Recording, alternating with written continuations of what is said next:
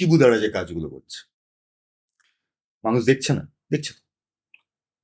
দেবদা যে গাছগুলো টাচ করছে মাঝে মাঝে বিভিন্ন দু একটা সাবজেক্ট এরকম বেরিয়েছিল, যেমন তথাদা আগের বছর ছবিটা করেছিল, রাস করেছে, পারিয়া করেছে, দুটোই একটা ঠিকঠাক জায়গা দিয়েছে। লাস্ট দুটি বাণিজ্যিক ভাবে কিন্তু অতটা সফল নয় যতটা হওয়ার পারিয়া কথা। হয়েছিল, হ্যাঁ, যতটা রাস হওয়ার হয়নি। কথা হ্যাঁ, এই ধরনের সিনেমাগুলো, কারেক্ট।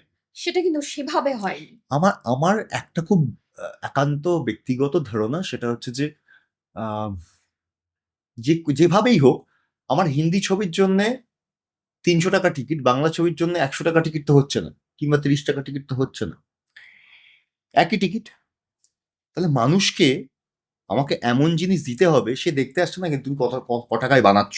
অবশ্যই আমি স্বীকার করছি আমাদের কাছে অত বাজেট নেই। ওরা একটা সব থেকে আজকে লো বাজেট ছবি বানিয়েছে, ওরা ওরা ধরো লো বাজেট ছবি বানায় 50 কোটিতে, 30 কোটিতে। আমাদের লো বাজেট ছবি মানে 40 লাখ। একদম। আমাদের হাই বাজেট মানে হচ্ছে 1.5 কোটি 2 কোটি, হাই, প্রচন্ড হাই বাজেট।